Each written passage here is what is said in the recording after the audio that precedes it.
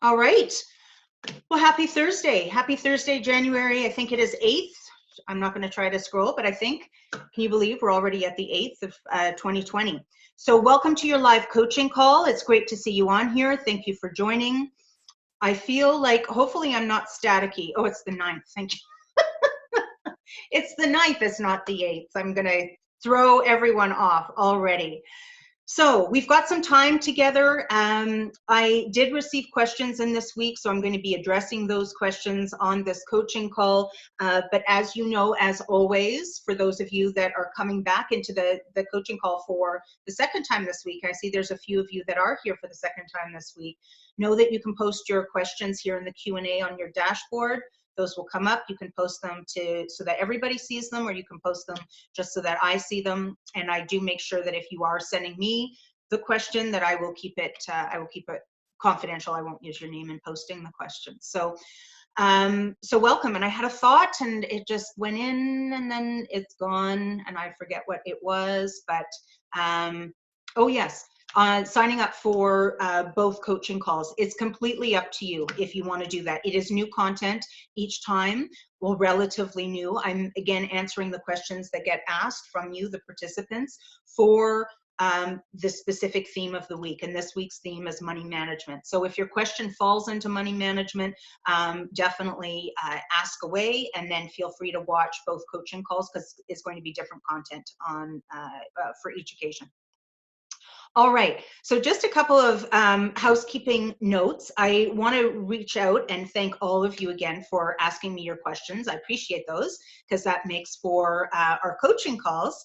I also love when you give me some feedback. So for many of you, you will know that being new, the Matrix is new to the Academy. We've done this for a year now. We've been doing it through a very different pieced together system. This is the first time that it's all kind of come together in one package. So if you see anything, please let me know. If links aren't working, I had a member actually text me this morning letting me know that in the videos exploring the realm of money management as well as Welcome to the Matrix, apparently my picture video it takes over on some of the titles, so you can't always see the titles. So anything that you see that you'd like to let me know about, please do. That helps me just to helps me and the team to actually modify and make the changes necessary. With respect to watching any of the recordings, I'm just going to do a quick screen share here so you can see exactly where we're going to go. But I have sent you a link. You're going to see it in the email I sent today, and I just need to move my dashboard, as well as I believe it was a link from Thursday as well. There is a community in the Academy, and if you click on the link, you'll be invited into the community. This is where I'm keeping all of the recorded sessions of our coaching calls. So if you ever need to go back and watch a coaching call, it'll be in here. You'll also see, it doesn't show here right now. I think I probably need to expand it, but in this coaching call, it'll actually show what questions that I've answered. The content is there. It'll show what questions I've answered so that you'll know exactly if this is a coaching call that you need to watch or not. I'm not sure why that content isn't posted there right now, but that's the intention. I don't know if it's hidden or if somehow it just totally got deleted, but I will double check that. But that's where your community is. All right, that was one of my questions. Now I think I am, you know what, while I'm here, I'm going to answer one question that came up, and this is not in the order that I put them in your email today, but because I'm here, I'm going to get into this. And where was it? It was the question on your debt repayment plan. So for those of you that are actually on day 4, the Thursday, day 4 of the challenge, the exercise on day 4 is doubling down on debt. And you are going to be using what we call the debt repayment calculator.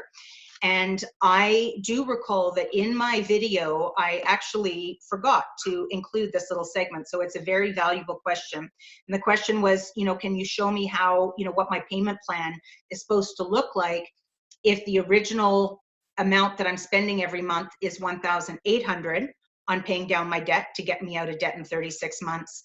And now I realize that I actually need to be paying $2,400 a month, right, to get me out of debt in 36 months. If you're not sure what I'm talking about, please don't worry. The video drill for this exercise is actually in day 4. So it goes through this in detail. What I want to point out is that the question that was asked is, well, how do I know where to apply this extra $600 then? And this is what I did not show you in the video, which is, what is your payment schedule? Look at that. Oh, all the little debt angels are coming out, the little credit card fairies, because this is actually showing you, based on the date that you put in here in the calendar, the very first thing that you're asked to do is put in the date. So based on that date, it is actually giving you a payment schedule that will show, here's what you put on credit card number 1, here's what you put on credit card number 2, here's what you put on your line of credit, and so on and so on. So this is showing you exactly what you do with that additional $600 in addition to your already planned debt repayment. So I hope that answers the question for you. I'm sure it does, but I hope that that's clear for you. That's what this payment schedule tab is all about. So now every time that you pay your bills every month, you can just pull this up and go check, check, check, check, check, all done, right? Okay, does that make sense? I hope so. I don't see anybody weighing in on here. So we should be good. Actually, give me 1 second, because I do see a comment. And no, we're all good. Okay, so now with that being said, I am, again, bear with me while I look to, I'm going to just stop the share here so that we can get back to full screen and you don't have to see little numbers. There we go. Okay, we're back. Okay, so that was the question on debt. The other question that was asked this week, there was a question, and I apologize, I don't have the exact questions in front of me, but there was a question presented on, if you are an employee and now you've got this magic number that's coming up and you're thinking, well, how do I jump from this to this as an employee? As an entrepreneur, it's a little bit easier, right? Because now we know what the business needs to generate. But with an employee, I oftentimes hear employees feeling stuck within their wage limit. So I wanted to just give you a couple of options in terms of how potentially you can start to increase what it is that you earn with your employer. So the first thing that you might want to do is actually look at your contract to see if that when you initially signed the contract, was there anything in there that indicated that there would be just a cost of living adjustment that was made every year, right? We know inflation now. From our day 3 exercise, we know that, you know, on average, you can account for a 2% cost of inflation per year. So oftentimes employers will make that adjustment or will put that in to an offer, again, depending on where you're at. So look to see if it's in there. The other thing that you might look to see is if there was anything pre-negotiated with a just your average annual salary increase, something that you could bank on based on either performance or maybe it was a bonus. So go back to that original contract that you signed and just see if anything's in there. So that would be the first thing that I'd recommend you doing. The second thing that I'd recommend you doing, actually, this is a stat that came out of PayScale Canada, so payscale.ca. It's a great website that I use when I'm working with entrepreneurs to determine the fair market value of that individual's specific role. So you can go in there, you can put your geography, you can put the size of business that you're working with, number of employees, you put in your specific role and responsibilities and potentially skill sets that are required. And then it's going to give you back a number that says, on average, here is what somebody in a similar role and business environment, here's on average what that Canadian or American, there's payscale.com as well, is being paid or making. So I would go there and I would take a look to see what fair market value is. But the other thing that PayScale is actually telling us is that they did a survey. And of that survey, they found that 57% of Canadians are not negotiating an increase to their wage or salary. They just don't even put it on the table. So I think we talked about this at some point, but as Wayne Gretzky says, you're gonna miss 100% of the shots you don't take. So asking is absolutely critical. Now, when you're asking, you're going to want to know what a fair market salary or wage would be for a similar position to yours. You also want to make sure that you understand very clearly what your roles and responsibilities have been, and if there's been changes to them. If there's been an increase in roles and responsibilities or time required, making sure that you're noting that. If there's been a decrease, might need to reconsider the negotiation piece, right? But being very, very clear as to what you were expected to do, what you're doing now. And then the third piece of this, and this is somewhat subjective because I suspect it's going to be hard to get the numbers on this, but understanding the value that you bring to a business. So I'm going to I'm speaking to you as employees right now, for those of you that are employees, because that was the question. But for those of you that are entrepreneurs, and I work primarily with entrepreneurs, where I'm sitting with owners and we actually have to budget for salaries. And this is where it's important that it's more valuable, and important, but it's good that employees understand the value that they bring to a business. And I'm talking bottom line value. Because if you can demonstrate somehow that you can, and most employees can and do drive bottom line value, they've just never figured out how. So that's where you're going to have to do the work. How do you drive bottom line value for the company? Now, what bottom line means, in case you don't know, it's not necessarily top line sales, right? There's revenue and sales that come in. Then there's something called cost of goods, which is how much that company or business is out to sell that product or service. And then from that, we have to subtract operating expenses as well. Operating expenses are things like rent and salaries and phones and insurance and paper supplies and printer supplies, all of those things. And by the time we're done all of that work, we're left with what's called a net profit. And this is a true indicator as to the health and viability of the business model. So if there's a way that you can determine what your contribution to that net profit is, you've got a surefire way to increase your worth and your earnings from that company, as long as it's proportionate. The third thing that you can do is actually negotiate perks. So sometimes it doesn't have to be in terms of monetary compensation. Think about benefits, right? Benefits can be very expensive, but through an employer and their leveraging or their capacity to leverage, they can get some amazing benefits at low cost to you. Don't mind my dog. She's thinking my tapping is the door. And then there's things like vacation. So extra days, that's definitely worth time. Some people have actually negotiated another day off of their work cycle so that they can actually start up a business on the side. And little things like phones, cell phone expenses, and or any sort of vehicle costs, whether it's fuel mileage and or parking. So it might be coming out of the employer's coffers and not yours, but that means you're saving that money, which you can also then, it increases your earnings, but you can pay down debt or apply it to savings or whatever it is that you need to do with that.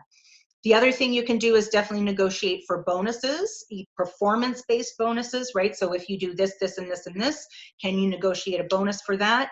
And a lot of companies right now too do something called referral bonuses. So not necessarily in economies that are, I don't want to say in a recession, but definitely in a, what's the word I'm looking for? In a hurting environment, that's not the word, but I can think of a lot of resource-based businesses right now that are certainly hurting financially and not hiring people. But in markets that are strong and vibrant, sometimes employees can be very hard to find. And if you're a great employee, your employer are going to want more people like you, and you typically hang out with people like yourself. So oftentimes there can be referral fees attached for you introducing new employees into that business. And if all of those things fail, then you can always look for a promotion or look for another job, which is actually, I'm not saying go and do this, but it's a great exercise to polish up your resume, right? And really understanding your value. with your current employer, and overall, all the value that you have brought from all of your existing experiences. This is an important exercise regardless of whether you're an employee, an entrepreneur, and or even thinking about looking for new work in the future. Very important exercise to get you understanding that your worth is more than you have been settling for right now. So those are some tips. I think there's 5 tips in there for increasing your earning capacity. So that was a big one to bite off, but a lot of questions on that. So I hope that that answers those questions for you. The debt repayment plan, we just covered that. There was also a question, and I think I'll double check. Nancy, you would put this to all the panelists, so I can use your name here. But it actually got asked twice this morning as well. So my apologies. When the training manual was originally created, beauty and elegance and all of those things were really important when we first started putting it together. And I've heard from many of you that it is cumbersome to print off. So my apologies for that. We are going back to the drawing board to see if there's anything we can do in the interim. No, this is, sorry, no as in K-N-O-W. Know that our solution was actually to be able to send you a copy of the manual as well as several other gifts, but we're 2 to 3 months away from that. We're just in the process of designing the boxes and everything that needs to get shipped. So that is not going to help you this month. My only other recommendations were to, when you're printing, don't print in black and white, but print in the, I believe it's called either wireframe. If you're in PDF mode, I believe you can print in wireframe. And so that's just going to hopefully take out all of those pages that are that have a lot of ink on them. That's one option. Again, just a Band-Aid, I know, my apologies. The other option is to go to printing, I'm going to say printing company, but not printing company, an office supply store. I'm going to use the name Staples. That's what comes to mind now, but Staples, Office Depot. And I think this is why we've never experienced this. We've just always had it printed there. It's about $20 to get all pages printed and then bound. And so we've never printed it on our own printers, which is why we haven't experienced your pain. So putting that out there and apologizing in advance for that.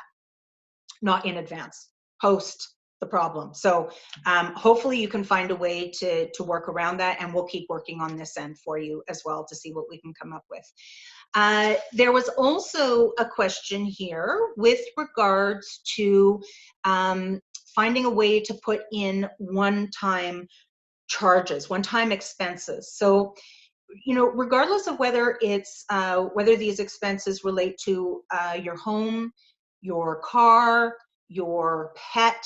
I'm even thinking with my daughter now, oftentimes there's big expenses with some of her activities, like what's coming up now. It's not a convention. What are they called? I can't even think. It's not a car. It's like just a big team meet, and we have to go travel there. We've got hotels. We've got all the fees and dues. We've got all of the eating. So they're not this monthly reoccurring expense for her activities. But regardless of what it is, here's what I'm going to ask you to do. Oftentimes these things might only come up once a year. So whether it's vaccinations for a pet, whether it's changing the tires on a car, right? We're not going to keep doing that over and over again. But I want you to think about what that expense is and total it up. So it could be 300, it could be 500, it could be 2,000, and divide it by 12. And I want you to use that number in your monthly budget, because inevitably things come up. And it's because we haven't budgeted for them that we usually put them on the credit card. The expenses on our credit card are costs. I don't want us to think about our credit card as being a cost. It's a debt repayment center, right? But the cost itself that appears on the debit card, this is what we need to start budgeting for, right? So that we don't use our credit cards. Because the idea is once we get this debt repayment plan in place, we stop using the credit cards. And I know I can hear some of you right now saying, but what about my rewards? You know what, we'll talk about that another time. I can tell you right now that for most of us, when we calculate the cost of interest that we pay on the reward systems, because most of us don't pay off our balance, when we calculate the cost of interest that we're paying against the cost of, and add that to the cost of having that reward card to start off with, whether it's a $50 charge, $100 charge, and then we actually calculate the value of the return, or the reward, for most of us, it doesn't add up. It makes sense for us just to buy that reward on our own.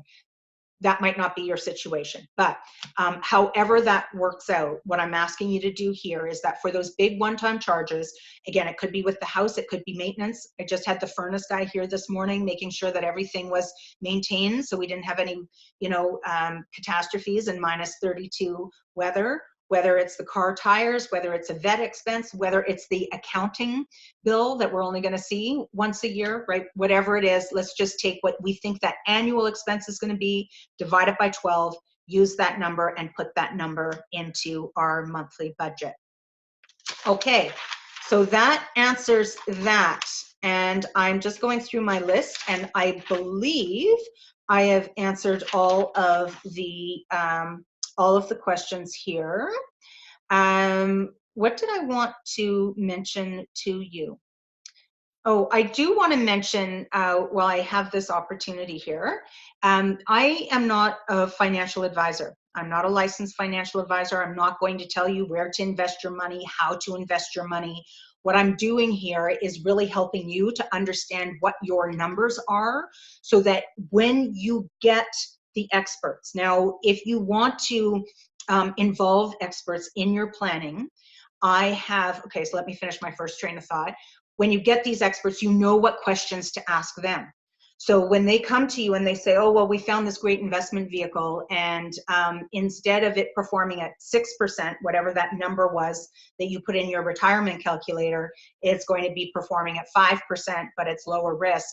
Now you know to ask them, well, how is this going to impact my overall plan if these were the numbers that I was going in with? So my goal is to empower you to understand what you need to have happen. And now I want you to go and find the right people, the right experts to help you make that happen.